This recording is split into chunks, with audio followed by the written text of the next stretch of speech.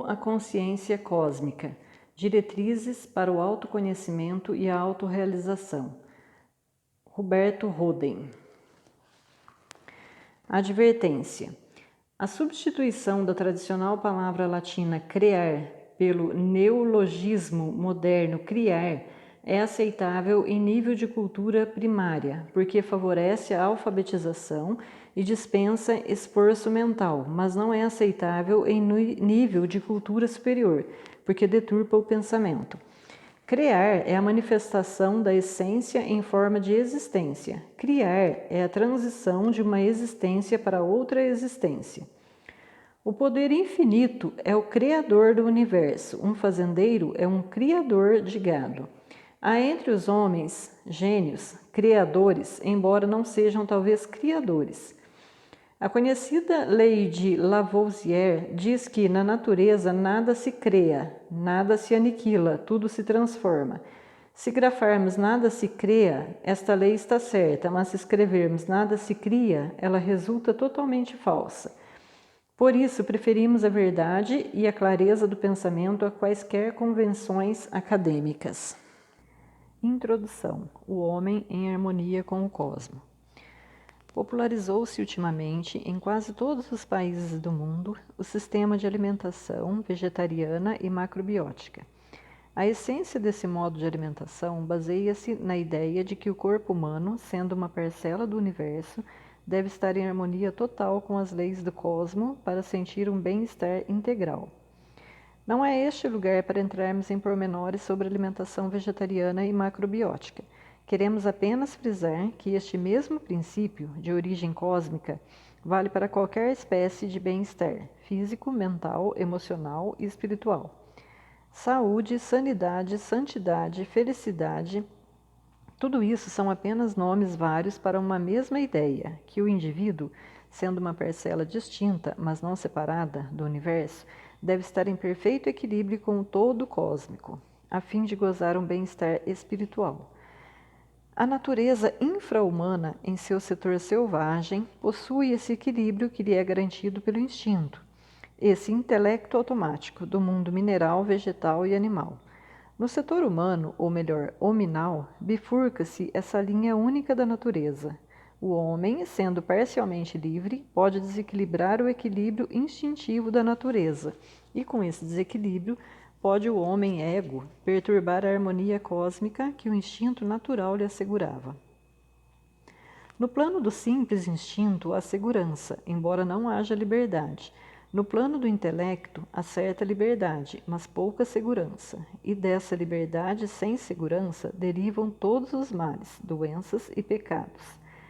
Haverá um terceiro plano. Pergunta-se, onde a perfeita segurança seja compatível com a perfeita liberdade, onde o homem seja tão seguro como é a natureza pelo instinto, e tão livre como é o homem pelo intelecto, ou mais ainda, um plano seguramente livre e livremente seguro? Respondemos que esse terceiro plano de segurança e liberdade existe no ser humano, é o plano da razão, do espírito, da alma, do eu.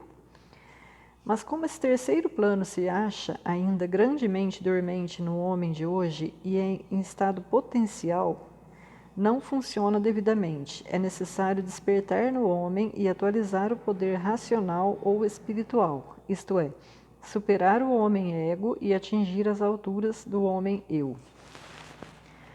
Com outras palavras, se o homem ego, que já ultrapassou o simples instinto infra-humano, superar também o estágio do seu intelecto e subir às alturas da razão do homem eu, então estará resolvido o problema fundamental da vida humana. O homem, plenamente racional, possuirá perfeita saúde, tanto no corpo como na alma, e isso é felicidade integral.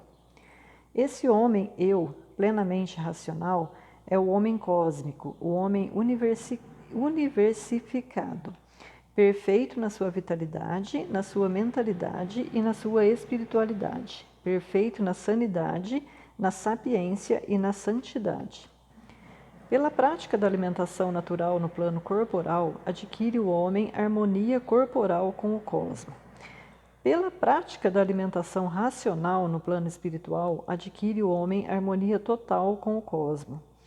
Muitas pessoas que iniciaram com entusiasmo o sistema natural acabaram em completo desânimo, pelo fato de não mastigarem devidamente os alimentos. É que essas pessoas não descobriram ainda que o segredo principal não está no que, e sim no como da alimentação. Quem mastiga devidamente o que come pode comer quase tudo, o que seja organicamente bom, na certeza de que será estabelecido o equilíbrio entre os elementos negativos e positivos, porque os diversos tipos de saliva penetrando totalmente o bocado antes do engolido se encarregam sabiamente desse equilíbrio, garantindo perfeita harmonia vital ao organismo. Mas como o homem civilizado não tem tempo para mastigar, senão apenas para engolir, porque considera os seus negócios mais importantes do que a si mesmo, ingere tudo rapidamente, sem a devida insalivação, e o estômago e os intestinos não conseguem assimilar devidamente o que receberam em estado quase cru. Daí os distúrbios gástricos e o estufamento do corpo, etc. Mesmo aquele que tem dentes falhados deve mastigar demoradamente, porque o fim principal do processo é o ensalivamento, que se obtém por meio de uma longa retenção e movimentação do alimento na boca. A recomendação de beber a comida e mastigar a bebida, que parece tão absurda, não deixa de ser sábio, porque o alimento sólido, devidamente ensalivado, vira líquido, e o líquido não deve ser engolido sofregamente antes de passar pelo processo de ensalivação. Convém até relembrar a história dos 300 soldados de Gedeão, que beberam vagarosamente e foram considerados bons, ao passo que os outros 700 beberam sofregamente e foram chamados maus. Quem engole rapidamente pratica luxúria bucal e não se alimenta, pois é sabido que a rápida deglutição dá prazer, ao passo que a mastigação ruminante diminui esse prazer da deglutição, aumentando, porém, o valor do alimento. De modo análogo, beber rapidamente, sobretudo líquido frio, dá prazer, mas guardar a bebida na boca até ficar morna tira o prazer e mitiga melhor a sede. Em resumo, comer e beber devagar exige menor quantidade e produz maior qualidade. Mas por que tratamos desse assunto num livro sobre meditação? Para mostrar, já o dissemos, que a meditação mental e a contemplação espiritual obedecem fundamentalmente ao mesmo princípio de equilíbrio cósmico. Não basta engolir, é necessário assimilar. E a assimilação das calorias espirituais depende de uma completa mastigação.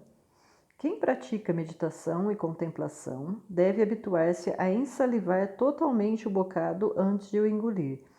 O nosso ego humano, sujeito às categorias de tempo e espaço, é afobado, nunca tem tempo, é louco por novidades picantes e resultados imediatos, porque é escravo das coisas do mundo objetivo.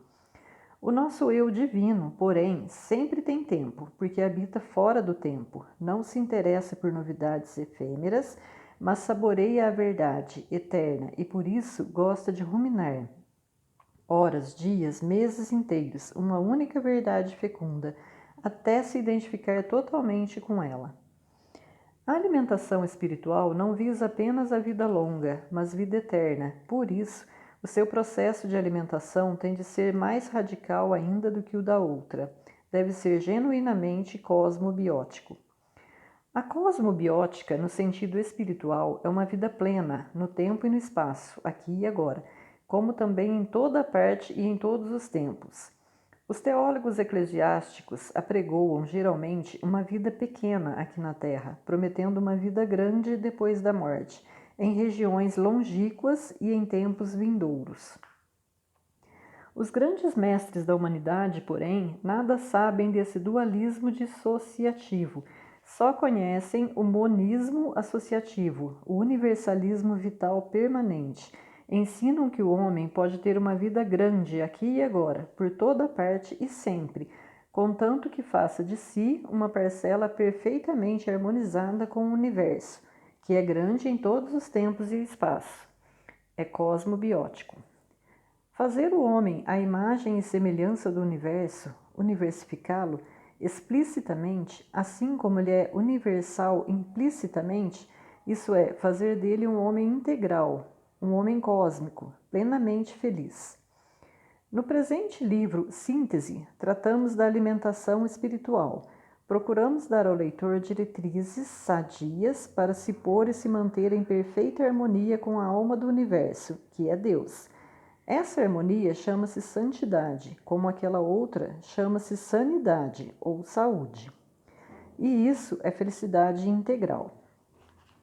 Somente o homem inteiramente harmonizado com o universo é um homem perfeito no corpo e na alma, um homem feliz. O homem feliz é o homem cósmico, o homem crístico. Para que o homem ego, guiado pelo instituto e pelo intelecto, possa integrar-se como homem eu, na razão que é o seu centro ainda desconhecido, deve ele realizar exercícios frequentes e intensos de interiorização, geralmente chamados meditação ou cosmomeditação. Deve descobrir a verdade central sobre si mesmo, porque essa verdade, uma vez conhecida e vivida, o libertará de todos os males. O célebre imperativo "conhece-te a ti mesmo", gravado no antigo templo de Delfos, visava esse autoconhecimento indispensável para a autorrealização ou felicidade do homem. Manifesta-se nos últimos tempos no Brasil e em outros países um crescente interesse pelo exercício da meditação diária. Observa-se, porém, em numerosas pessoas enorme dificuldade, o que leva muitos ao desânimo. Depois de meses ou anos de tentativas, não passaram ainda do beabá da meditação. E menos ainda suspeitam o que seja a contemplação. E, no momento, é de suma importância para a felicidade da vida que o homem consiga ultrapassar as fronteiras da pequena consciência do seu ego periférico e entre na grande consciência do seu eu central. O presente livro Síntese visa dar orientação concisa e clara aos aspirantes a essa gloriosa liberdade dos filhos de Deus. Não bastam, todavia, roteiros e diretrizes. É indispensável que o interessado pratique com grande regularidade e persistência, pelo menos 30 minutos diariamente, a concentração mental, até ultrapassar a meditação consciente e entrar na zona da contemplação supraconsciente. Só então verá que a verdadeira vida, da qual falavam o Cristo e outros mestres da humanidade, não é essa que ele conhecia de ler e ouvir dizer, mas algo totalmente diverso. E esse algo, para ser sabido, deve ser vivido e vivenciado no mais profundo reduto da natureza divina do homem. Ter apenas lido e ouvido falar do mundo espiritual é como fogo pintado numa tela, ao passo que viver e saborear pela vivência a realidade divina é como fogo real. Nem com um museu inteiro de telas de fogo pintado artisticamente se pode iluminar ou aquecer uma sala, mas com uma pequena chama de fogo real pode-se incendiar a maior das florestas e iniciar um calor mundial. Hoje em dia, muitas pessoas, influenciadas por filosofias exóticas, confundem a verdadeira interiorização espiritual com certas práticas de yoga, limitando-se a arremedar técnicas meramente externas, sem jamais atingir o cerne da verdadeira experiência dos grandes yogis. Podem, sem dúvida, certas práticas auxiliar a experiência espiritual, mas não a podem substituir. Meditação e contemplação não constituem privilégio para uma pequena elite de super-homens. Elas são acessíveis a qualquer ser humano normal, mas é necessário que as potencialidades dormentes sejam despertadas. Nem se pense que esses exercícios visem apenas a zona vida espiritual do homem. Eles beneficiam todas as atividades humanas, mesmo as que nada parecem ter que ver com meditação. O comerciante industrial, o cientista, o magistrado, o estadista, o operário, o estudante, a dona de casa, todos eles verificarão que o encontro com o seu centro traz reais benefícios a todas as atividades da vida humana. Se o esforço é grande, muito maior é o fruto.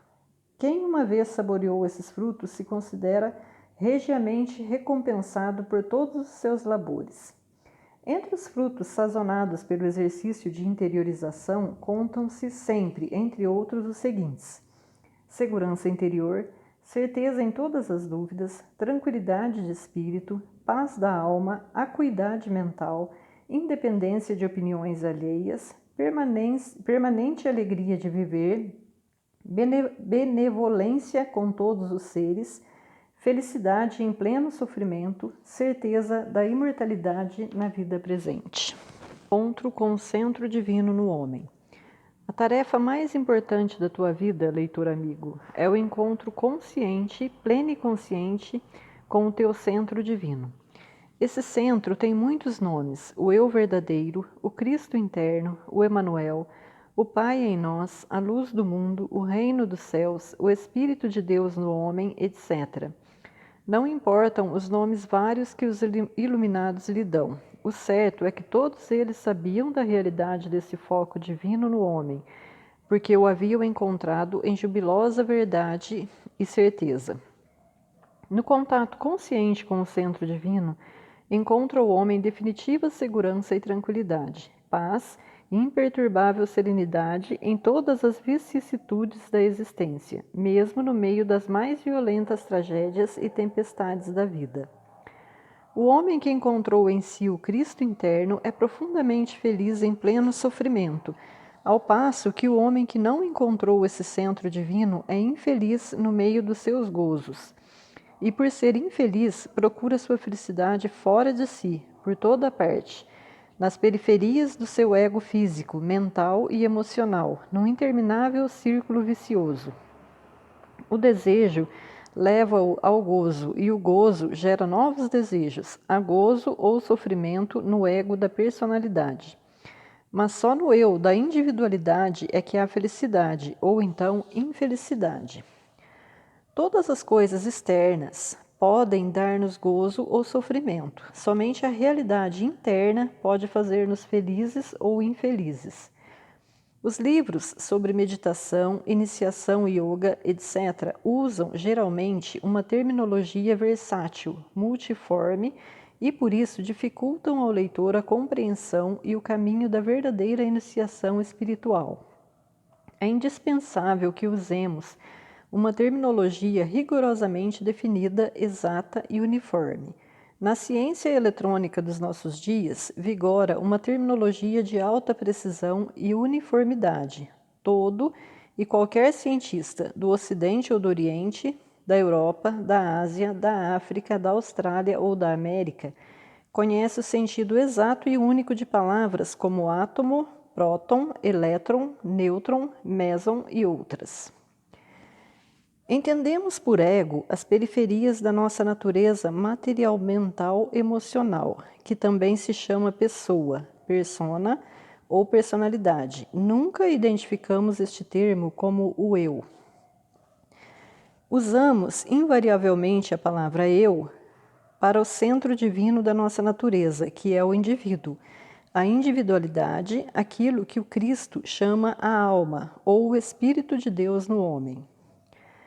Queira, pois, o leitor deste livro Síntese manter esta rigorosa distinção entre o ego ilusório e o eu verdadeiro. É necessário que o homem ultrapasse as periferias do seu ego e atinja o centro do seu eu. Quem quiser salvar o seu pequeno ego, sacrificando o seu grande eu, perderá tudo, mas quem salvar o seu eu, com o aparente sacrifício do seu ego, esse salvará tudo, porquanto o menor só existe em virtude do maior. A filosofia cósmica ou universica funciona na base da mais rigorosa lógica ou matemática. Entretanto, prevenimos o leitor de que o eu não é algo essencialmente diverso do ego. Em última instância, o eu é o ego e em outro estado evolutivo. A relação que vigora entre o ego e o eu é semelhante àquela que existe entre a semente e a planta. Qualquer pessoa sensata sabe que a planta não é algo totalmente diferente da semente da qual brotou. A planta é a própria semente em estado atualizado, assim como a semente é a planta em estado potencial. As palavras do Cristo sobre a semente que deve morrer para que a planta possa nascer resumem, em sua concisão, toda a sabedoria da filosofia cósmica. A semente simboliza o ego, a planta representa o eu. Se a semente morresse realmente, nunca nasceria a planta. A semente não morre como vida, morre apenas como semente. Morre o estreito invólucro que encerra a vida, que após essa pseudo-morte da semente brota como planta. É exatamente isso que se dá com a semente ego e a planta eu. Morre a estreiteza do ego para que possa nascer a largueza do eu. O homem ego é o homem eu, mas em estado atrasado, embrionário potencial. O homem eu é fundamentalmente o próprio homem ego, mas em estado avançado, plenamente adulto, maduro, atual. O homem eu, na mais completa adultez da sua plenitude espiritual, costuma dar a si mesmo como o título, o Filho do Homem, isto é, o homem por excelência, título esse que ocorre 82 vezes nas páginas do Evangelho, significando invariavelmente o Cristo. Sendo que todo homem, imperfeito no plano da sua consciência ego, é implicitamente o homem perfeito no plano da sua consciência eu. Por isto, pode ele realizar a sua jornada ascensional, por mais infeliz e caótico que seja, pode ser amanhã um homem feliz e cósmico. A diferença entre o homem ego e o homem eu é, pois, de grau e não de espécie. O início da felicidade chama-se iniciação ou iluminação. O ponto culminante chama-se autorrealização. Há pessoas que alcançam iniciação espiritual sem o recurso a um mestre ou a um método externo. Por via de regra, porém, o homem necessita de certos métodos para alcançar essa meta, e inicialmente é de grande vantagem que o aspirante tenha um mestre espiritual, um guia, um guru, que o conduza com segurança pelo caminho estreito e pela porta apertada.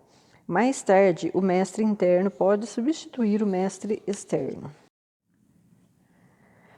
Assim falam os mestres. De tempos em tempos surgem na Terra homens de grande experiência espiritual, que servem de faróis e de pioneiros à humanidade. Esses homens atingiram elevado nível de consciência da realidade invisível. Sabem o que os outros apenas creem ou nem sequer creem. As suas palavras não brotam de um entender ou querer consciente, mas são o transbordamento espontâneo e irresistível do seu ser, da sua plenitude interior. O maior mestre espiritual conhecido pela humanidade do Ocidente foi o chamado Cristo, que se manifestou aqui na Terra através da pessoa humana de Jesus de Nazaré, filho da Virgem Maria. Certamente, um dos erros mais funestos das nossas teologias eclesiásticas é identificarem o Cristo com Jesus, quando ele mesmo sempre fez nítida distinção entre o Cristo, o Filho unigênito do Pai, e seu veículo humano Jesus, o Nazareno. Perante os chefes espirituais da sinagoga, afirma ele que o Cristo é Senhor de Davi, ao passo que Jesus é filho ou descendente de Davi. Afirma que o Cristo cósmico existia antes de Abraão, quando o Cristo telúrico, em Jesus, apareceu na Terra há uns 2000 anos. Na última ceia, pede ele a Deus que o glorifique com aquela glória que ele tinha antes que o mundo existisse. O Cristo cósmico é, segundo o autor do quarto evangelho, o Logos, Verbo, que no princípio estava com Deus e pelo qual foram feitas todas as coisas. Segundo Paulo de Tarso, é o Cristo cósmico, o primogênito de todas as criaturas, tanto do mundo visível como do invisível, anterior aos homens e aos anjos, porque por ele e para ele foram feitas todas as coisas. Esse Cristo diz de si mesmo que, depois de partir visivelmente deste mundo, estará conosco todos os dias até a consumação dos séculos. Diz ainda: onde 2 ou 3 estiverem reunidos em meu nome, estou eu no meio deles. Afirma repetidas vezes que tudo é possível e nada é impossível ao homem que tiver fidelidade ao Espírito do Cristo, e que tal homem jamais morrerá realmente, mesmo que esteja materialmente morto, mas viverá para todo sempre. Ora, o encontro com o nosso eu divino, que o Cristo chama o Pai em nós, estabelece essa fidelidade ou sintonização com o Espírito do Cristo cósmico, que é o Cristo interno, o nosso Cristo interno. O Pai está em mim e eu estou no Pai. O Pai também está em vós e vós estáis no Pai. Na parábola da videira e seus ramos, faz ver que a mesma vida única que circula no tronco, que é o Cristo, circula também nos ramos, que são os homens, e conclui: permanecei em mim e eu permanecerei em vós. Quem fica firme em mim e no qual eu fico, produz muito fruto. O encontro e a vivência no eu divino, o Pai em nós, o Cristo no homem, são, pois, uma misteriosa simbiose, uma experiência consciente da verdade profunda sobre a natureza humana. Não basta ouvir, ler, pensar e crer nessa presença do Pai em nós. É necessário que o homem viva e sinta intimamente, em plena consciência, sua presença real. A presença do Pai em nós é o reino de Deus no homem, mas, enquanto essa presença real for um tesouro oculto, uma presença inconsciente e ignorada, ela não transformará a vida do homem. É necessário que o tesouro oculto se torne um tesouro manifesto, um fato consciente, pleneconsciente. É o que o Cristo chama a única coisa necessária, a parte boa que nunca nos será tirada. Do mundo dos fatos, escreve Einstein, não há nenhum caminho que conduza ao mundo dos valores. Estes vêm de outra região. Do fato da onipresença de Deus, não há nenhum caminho que conduza à consciência desse fato. Essa consciência representa um valor, uma qualidade que não pode ser derivada da quantidade do fato. O nosso ego é escravizado pelos fatos. O nosso eu nos liberta pelos valores. Dentro do fato objetivo da presença de Deus existem todas as misérias humanas, pecados e doenças. Dentro da consciência subjetiva dessa presença divina não pode existir nenhum pecado, nenhuma doença. É, pois, de suprema importância criarmos em nós a consciência da presença de Deus, do Pai em nós, do Cristo interno. O escopo da meditação e da contemplação é unicamente criar no homem esta consciência nítida: o Pai está em mim e eu estou no Pai. De mim mesmo, pelo meu ego humano, nada posso fazer. Quem faz as obras é o Pai em mim, meu eu divino. Uma vez criada em profunda solidão, essa consciência do eu divino, serão todos os setores do ego humano permeados, pouco a pouco, pelo fermento do reino de Deus no homem, até ficar tudo levedado. Como concentrar-se no eu divino?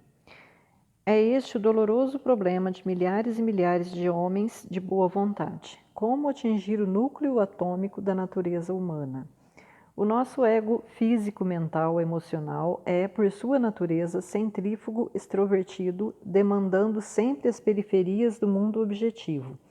O seu ambiente é o mundo externo, dos sentidos, da inteligência, das emoções. O nosso ego é visceralmente exteriorizante. O nosso eu espiritual é essencialmente centrípeto, introvertido, tendendo sempre ao centro da natureza humana. Esses dois polos se acham no universo. O uno é do eu, o verso é do ego. Sendo, porém, o curso da nossa evolução de fora para dentro, é natural que primeiro atinjamos o verso e somente mais tarde o uno. Para o roteiro da nossa evolução, o universo é versuno, os diversos em demanda do uno, os múltiplos em demanda do simples. Enquanto esses dois componentes do cosmos não estiverem harmonizados no composto único, não haverá paz e sossego na vida humana. No homem profano prevalece o verso.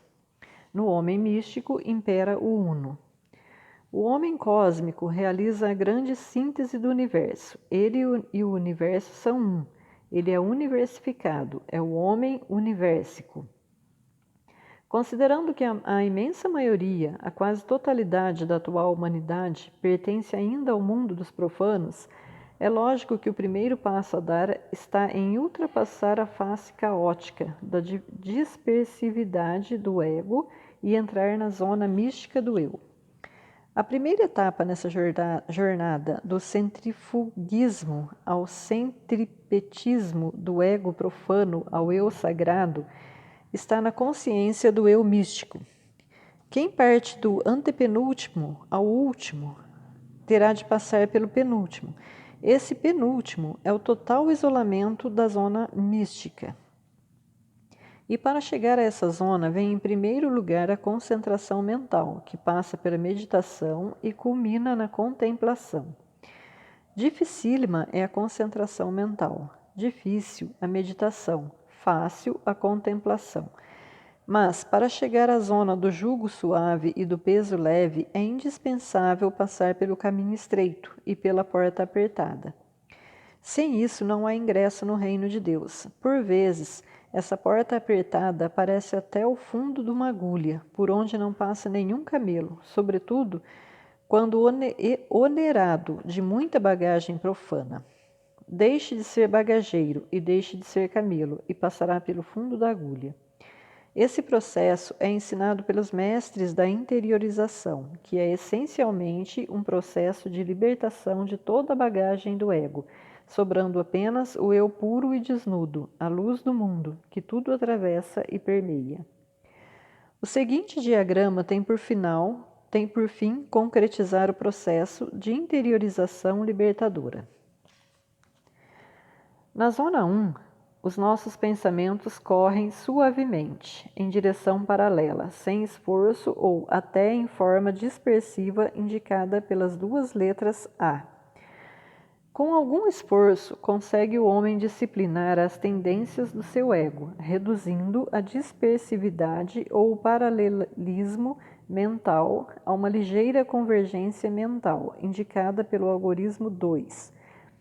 Em vez de ter 20 ou 10 pensamentos em rápida sucessão, a mente os reduz a 5 ou 2 e finalmente a um só pensamento, que enfrenta como ponto único do algarismo 3. A mente está então unipolarizada, grande vitória para o homem habitualmente pluripolarizado, distraído, dispersivo, indisciplinado. Esse pensamento único pode ser, por exemplo, eu sou luz, a fim de conseguir a focalização unipolar do pensamento único, convém repetir, audível ou inaudivelmente, sempre o mesmo mantra. Por exemplo, eu e o Pai somos um, eu e o Pai somos um, eu e o Pai somos um. Pouco a pouco, esse pensamento sucessivo culmina na consciência simultânea, eu e o Pai somos um. Deixou de existir a sucessividade dispersiva da análise mental e surge a simultaneidade unitiva da intuição espiritual. Essas duas palavras são importantíssimas. Deve o leitor repeti-las e ruminá-las até assimilá-las integralmente. A unipolaridade do pensamento é, agora, substituída pela unipolaridade da consciência. Morreu a análise mental e nasceu a intuição espiritual.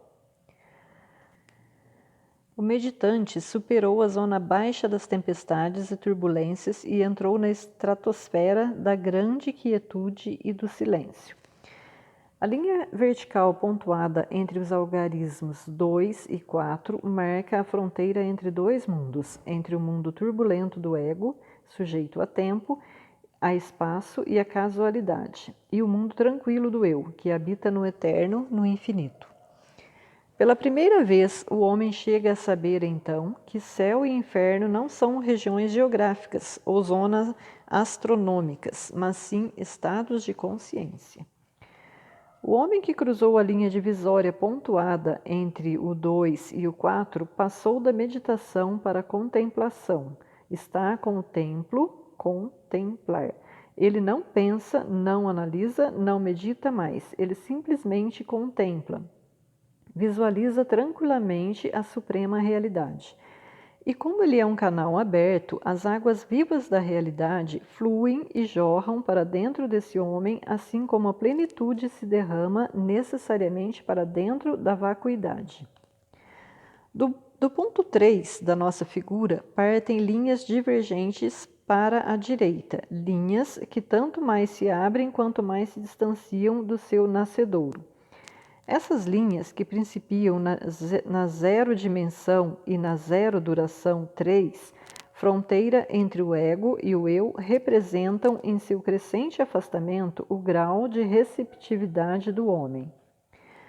A meditação inicial se transformou em contemplação. Para a direita do ponto 3 já não há meditação, há tão somente contemplação consciente, altamente consciente. Nunca o homem é tão intensamente consciente como quando todo o seu pensar culminou em intuir. Esse estado nada tem que ver com transe, hipnose ou outra forma qualquer subconsciente, porque a sua atuação é toda superconsciente, pleneconsciente, cosmoconsciente. Durante todo esse tempo, embora fora do tempo, mantenha-se o aspirante na permanente vibração espiritual. Eu e o Pai somos um, sem nada pensar, sem nenhuma discursividade mental, em plena simultaneidade consciente, flutuando no imenso oceano do seu profundo Eu Sou. Isso é orar. Orar é derivado da palavra latina, que quer dizer boca. Orar seria, pois, abrir a boca espiritual do eu. Abrir a boca denota fome.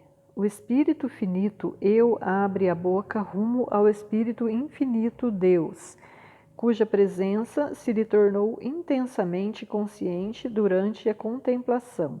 Abre a boca porque tem fome e sede da justiça, verdade. Sentem a presença da fonte, cuja plenitude pode saciar a vacuidade do homem, porquanto a alma é crística por sua própria natureza, e no silêncio auscultativo da contemplação ela atinge o zênite da sua cristicidade. A plenitude da fonte divina, cuja mais alta individuação é o Cristo cósmico, flui para dentro da vacuidade do recipiente humano, através dos canais do ego, suposto que esses canais estejam conscientemente ligados à fonte e estejam puros para receber as águas vivas que emanam da vida infinita. O número 4 indica a zona das grandes revelações que emanam do infinito.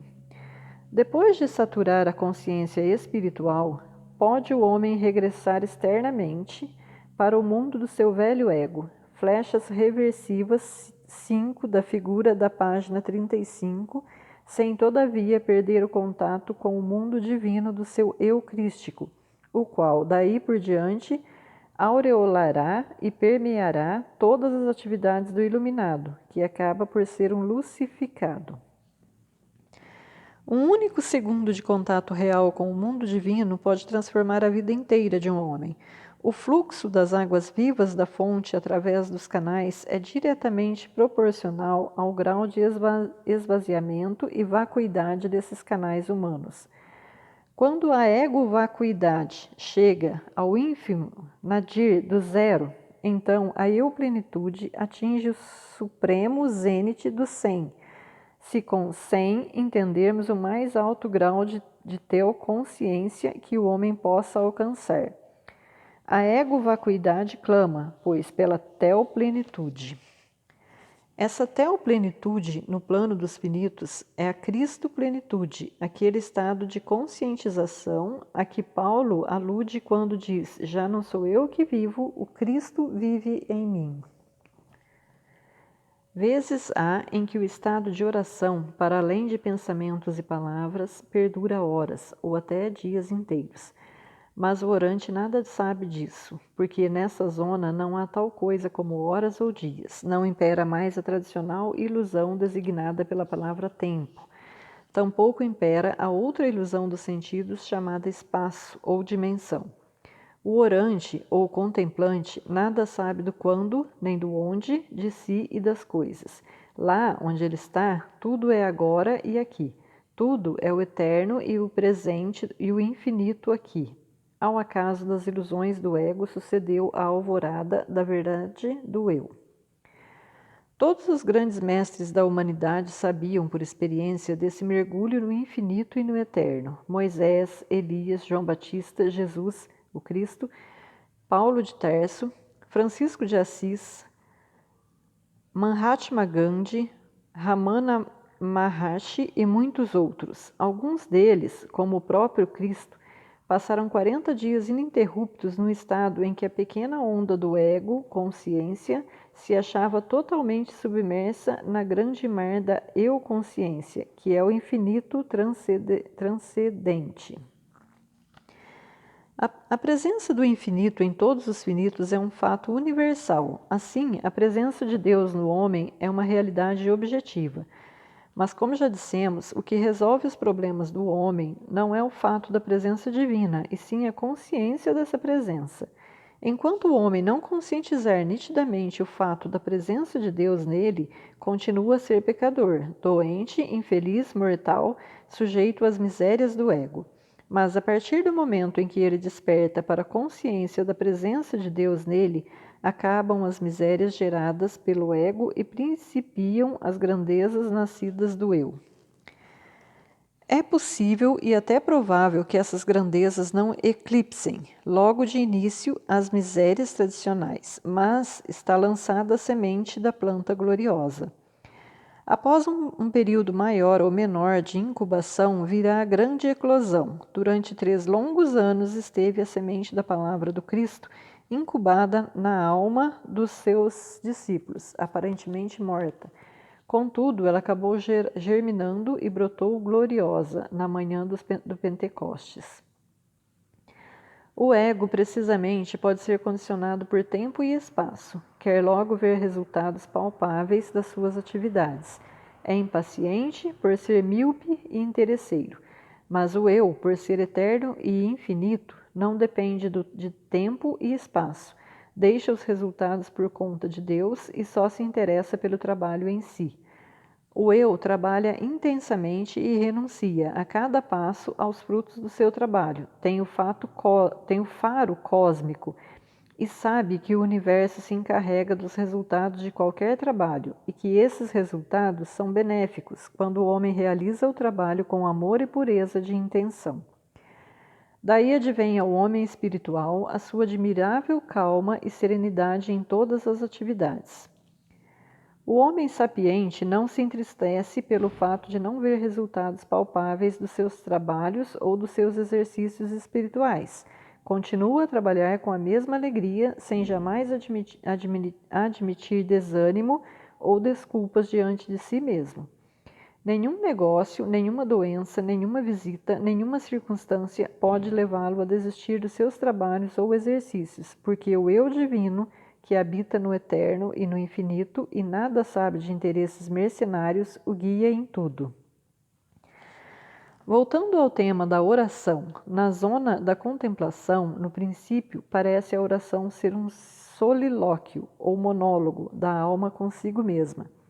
Aos poucos, porém, se revela como colóquio ou diálogo entre o eu e Deus, entre o Deus de dentro e o Deus de fora, entre o divino aquém e o divino além.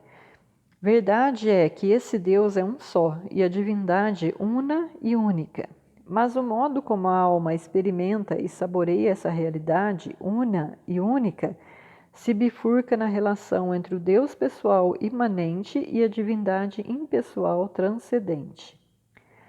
Desse solilóquio e desse colóquio aure o homem todas as luzes e forças da sua vida. Nada e ninguém o pode tornar infeliz, depois de um desses encontros com o infinito, e ele se admira de que, em tempos antigos, possa ser confundido felicidade com gozo e infelicidade com sofrimento.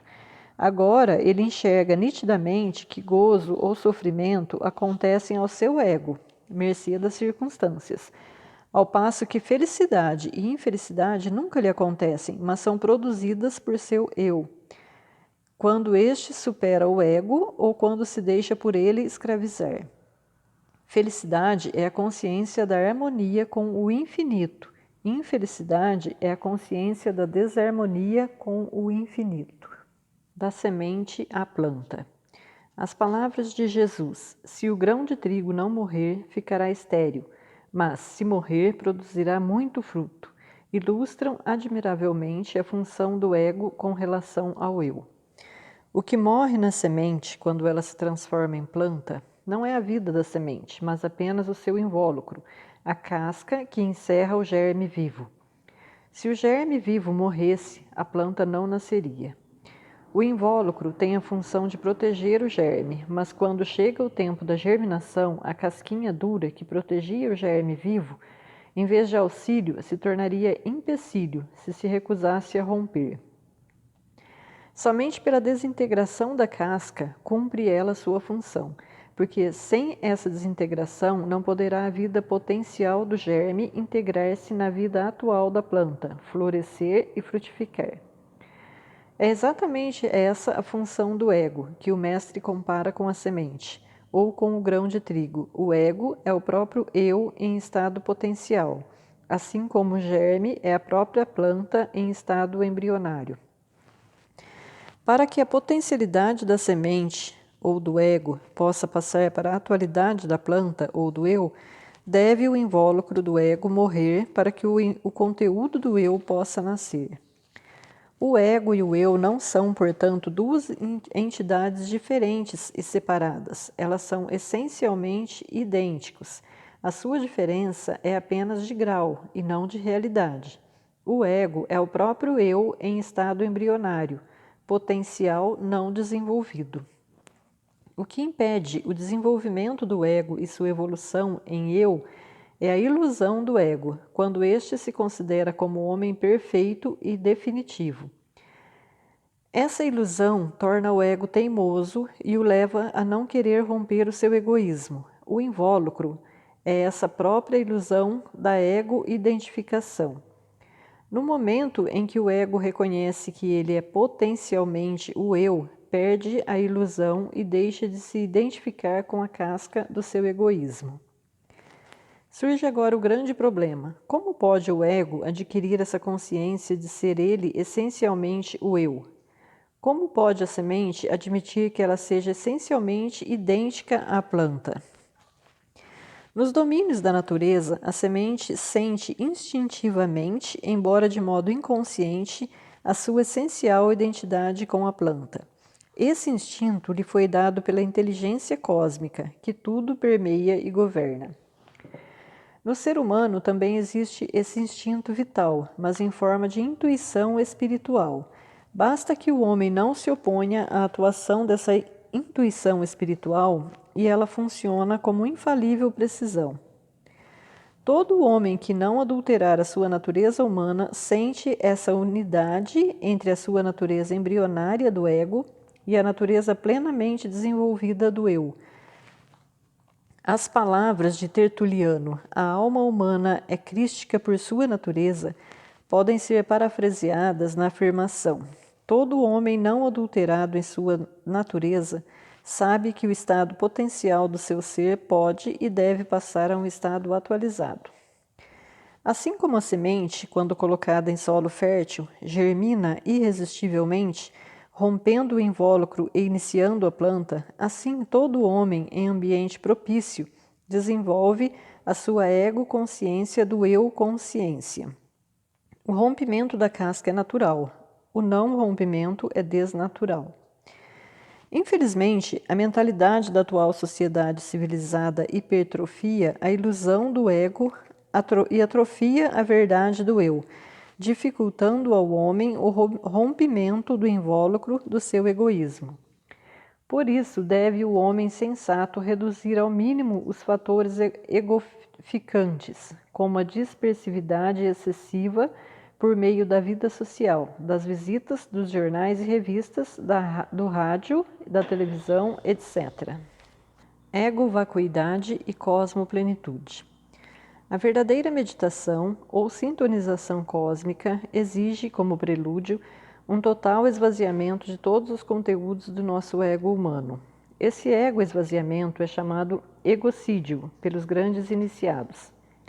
Paulo de Tarso escreve: Eu morro todos os dias. O próprio Cristo diz a seus discípulos: Se o grão de trigo, ego, não morrer, ficará estéril. Quando alguém pratica esse esvaziamento da ego-consciência, esse egocídio voluntário, ele, durante esse período, não faz nada, não fala nada, não pensa nada, não quer nada. Reduz a zero temporariamente toda e qualquer atividade do ego, pondo-se em disponibilidade para a invasão da consciência cósmica. Para o principiante e inexperiente, exige o grande perigo de que essa total passividade do ego consciente o faça cair em transe, em auto-hipnose, estado esse que não resolve nada.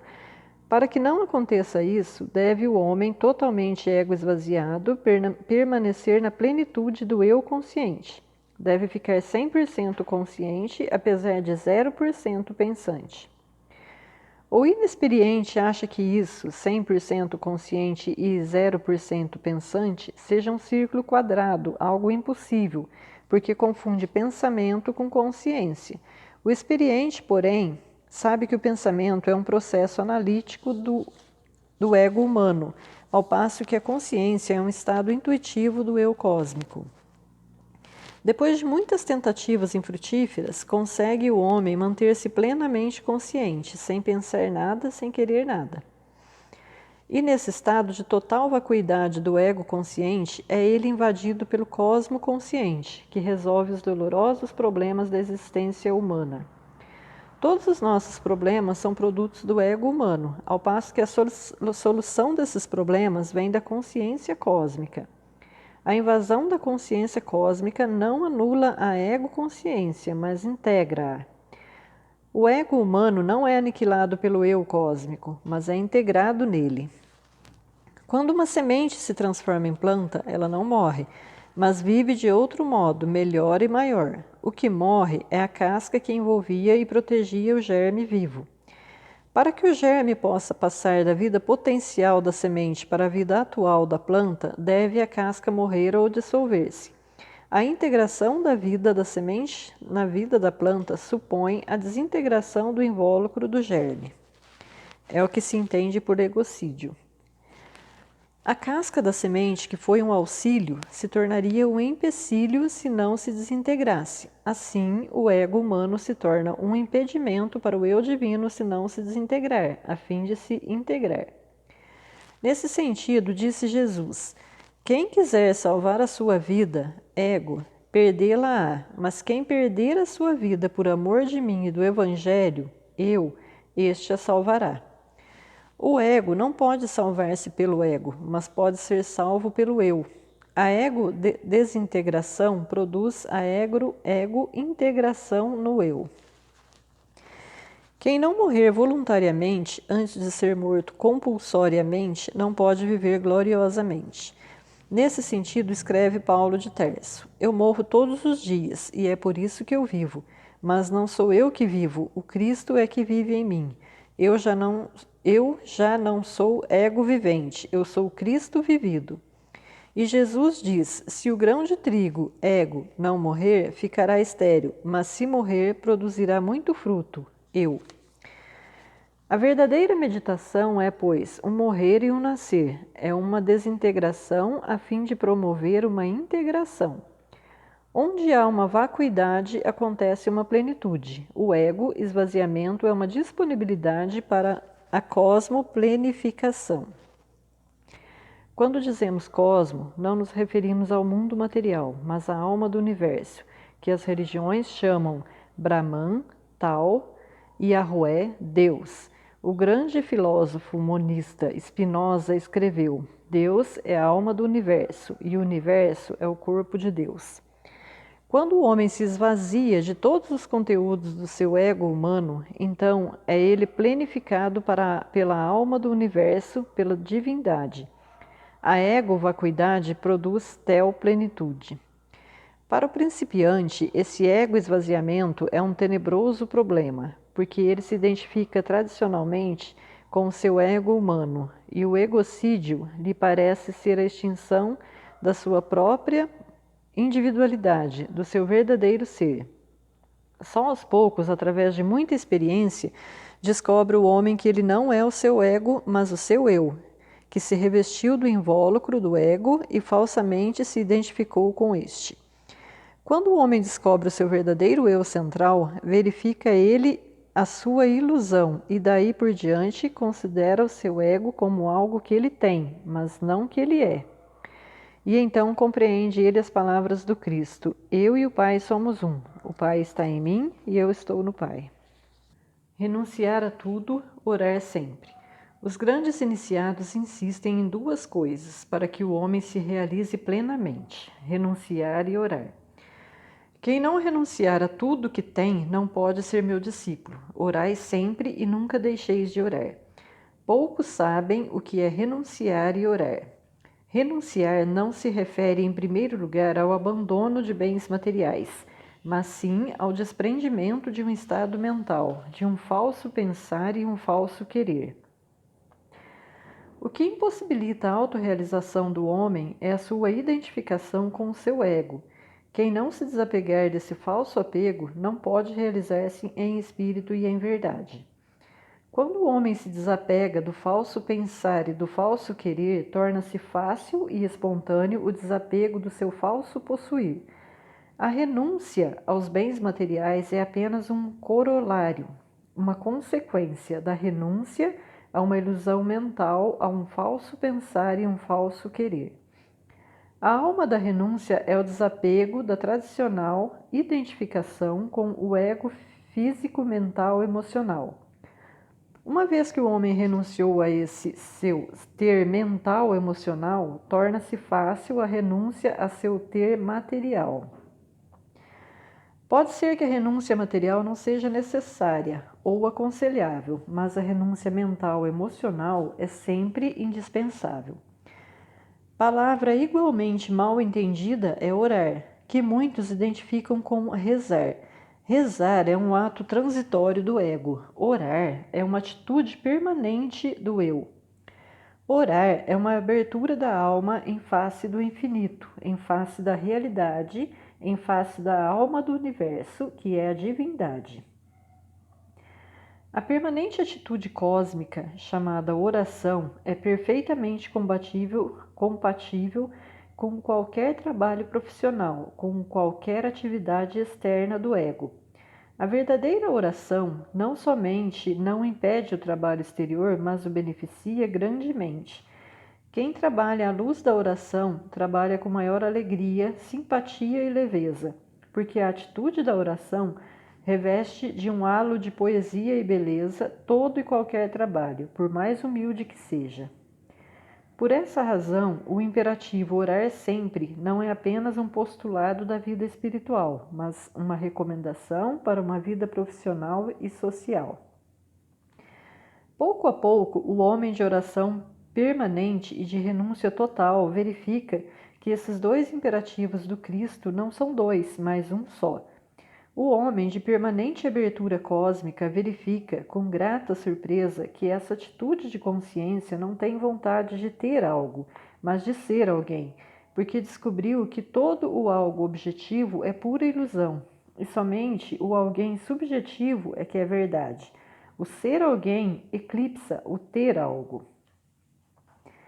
A experiência do autoconhecimento anula todo o desejo de algo possuimento.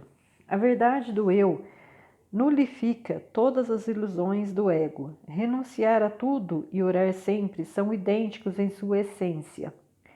Por isso, o homem em oração permanente e de renúncia total não se considera virtuoso. Ele sabe apenas que a verdade o libertou das ilusões. Ele é um homem liberto, um homem realmente livre. Por isso, um homem profundamente tranquilo e feliz. Irrequieto e infeliz é todo homem enquanto deseja ter algo.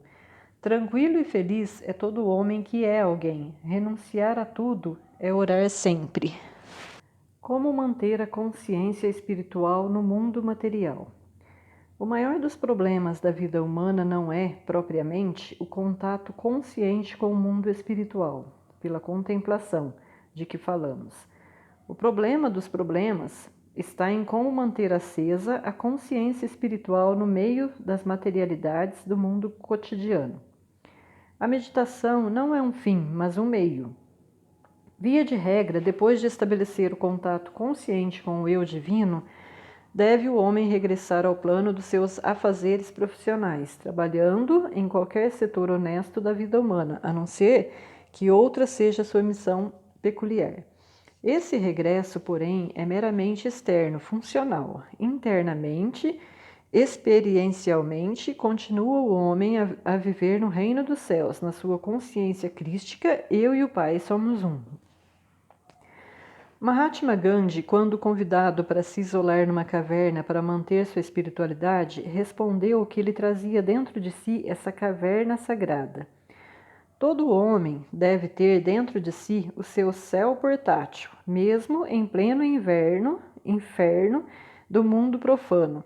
Sua alma deve ser uma vestal a alimentar o fogo sagrado no altar da divindade. Para que o regresso externo ao mundo das coisas profanas possa ser realizado sem detrimento da sacralidade interior, requer-se que o homem esteja firmemente consolidado na experiência do seu centro divino. Essa consolidação e solidez consiste na compreensão experiencial da verdade última sobre si mesmo, a consciência inabalável de que a última e mais profunda realidade do homem é Deus, o infinito, o eterno. Vós sois deuses. Essas palavras do Cristo revelam a última verdade sobre a natureza humana. Quando seus inimigos o acusavam de pretender ser Deus, o Nazareno respondeu calmamente, não negando que ele era Deus, mas afirmando que também nós, os outros homens, somos Deus. Deus quer dizer uma manifestação individual da divindade universal. Toda criatura humana é uma manifestação individual finita da divindade universal infinita. Nenhuma criatura é a divindade, mas toda criatura é Deus, isto é, uma emanação da divindade a que Jesus chama Deus. O homem é um Deus consciente, reflexo individual da divindade oniconsciente. Infelizmente, uma tradição teológica de quase 2000 anos destruiu no homem ocidental a consciência de que eu e o Pai somos um. Fomos ensinados desde pequenos que o homem é mau, pecador, filho do diabo, etc. E que os nossos mestres espirituais eram guias cegos guiando outros cegos. Identificavam o homem com o seu ego negativo e não com o seu eu positivo. Aprenderam no Gênesis que o homem é pó, mas não leram no Evangelho que o homem é luz, espírito, Deus. Ótimos discípulos da escola primária de Moisés nunca se matricularam na Universidade do Cristo. Por Moisés foi dada a lei, pelo Cristo veio a verdade, veio a graça. Lei é escravidão, verdade e graça são liberdade. Lei é ego, verdade e graça são eu. Enquanto o homem conhece apenas a lei escravizante do seu ego, não pode viver livre no meio dos escravos, puro no meio dos impuros, e fará bem em tentar viver puro longe dos impuros, livre longe dos escravos, sacro longe dos profanos. Mas, se algum dia descobrir a verdade libertadora sobre si mesmo, se descobrir o seu eu divino, ultrapassará todas as leis da escravidão e ingressará na zona da verdade libertadora. E assim, plenamente liberto, poderá viver no meio dos escravos sem perder a sua liberdade. Levará consigo o seu nirvana espiritual ao meio de todos os samsaras materiais. Se pode ou não se pode, isso depende unicamente do nível da sua consciência, do grau de intensidade com que ele experimentou a verdade libertadora sobre si mesmo. A linguagem de cada dia revela o estado de consciência do grosso da humanidade.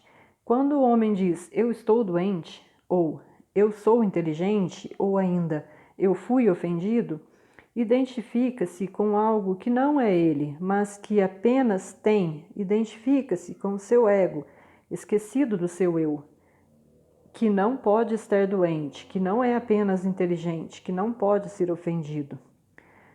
Há milhões de anos que a humanidade vive nessa ilusão de se identificar com o seu ego periférico, e cada homem individual vive durante alguns decênios nessa mesma ilusão. Por isso, é difícil ao homem quebrar os grilhões tradicionais e habituar-se à verdade libertadora de que ele é realmente o seu eu, a sua alma, o Espírito de Deus que nele habita. É necessário que o homem se liberte dessa hipnose coletiva, a que Jesus chama o dominador deste mundo, o que é o poder das trevas, o que tem poder sobre vós. Para conseguir a conquista desse tesouro oculto e realizar a única coisa necessária, é indispensável que o homem pratique frequentemente o exercício de dissociação do seu ego, a fim de poder ouvir a voz do eu, que só se manifesta em profundo silêncio. O ego vive no ruído, o eu habita no silêncio. É necessário que o homem reserve para esse silêncio auscultativo uma parcela das 24 horas de cada dia. O mundo chamado civilizado costuma assinar ao homem 8 horas para o trabalho, 8 para o sono e 8 para o descanso e os divertimentos. É evidente que, com semelhante programa, marcaremos passo a vida inteira e não sairemos jamais do círculo vicioso tradicional. Meia hora de manhã cedo é possivelmente meia hora à noite são um tempo necessário para que o principiante adquira um início de experiência espiritual. O melhor período da manhã é entre 4 e 6 horas. É indispensável ao principiante que faça esse exercício de interiorização num lugar onde não seja perturbado. Os ruídos da natureza, do mar, dos ventos, dos passarinhos, etc., não perturbam o silêncio, mas qualquer voz humana causa interferência disturbantes. É favorável preludiar a meditação como uma música suave e concentrativa. Quando o meditante entra na zona da contemplação, todas as músicas humanas são dispensáveis. Basta-lhe a música cósmica do universo. Muito se tem dito e escrito sobre respiração e postura corporal. Quem folheia certos livros sobre tais assuntos, talvez saia totalmente desanimado. O controle da respiração e a sua rítmica é certamente útil, sobretudo para o principiante. Ajuda-o a estabelecer pureza e harmonia de vibrações vitais e mentais. Mas esse exercício de pranayama deve preceder e não acompanhar a meditação. Durante o período de profunda concentração, a respiração se torna inconsciente, diminuindo gradualmente na razão direta da concentração. No zênite da contemplação, quando o homem entra no terceiro céu, em êxtase, a respiração é tão imperceptível que parece não existir mais. Quanto à postura corporal, há grandes aberrações e arbitrariedades. O oriental está habituado desde pequeno a sentar-se sobre as pernas cruzadas, posição de lótus, postura que lhe é natural e indolor, mas o ocidental adulto raramente alcança essa naturalidade de posição que lhe faça esquecer a presença do seu corpo, e enquanto a postura lhe causar qualquer incômodo, não deve ser adotada, porque é necessário que, durante a interiorização, o homem ignore inteiramente a realidade do seu ego físico, a fim de se deixar absorver totalmente pelo eu espiritual. O meu antigo guru oriental não recomendava a seus discípulos ocidentais a postura de lótus. Tanto ele como nós nos sentávamos em cadeiras de espaldar ereto, vertical, assumindo atitude egípcia, isto é, formando ângulo reto entre o tronco e as pernas, como também na flexão dos joelhos. Somente durante o ritual solene de iniciação individual, o guru assumia a postura de lótus. Somente quem atingiu o zênite da contemplação espiritual e se habituou a viver nela como em seu ambiente natural é que pode, sem perigo, regressar ao mundo das escravidões, sem sucumbir à escravidão antiga.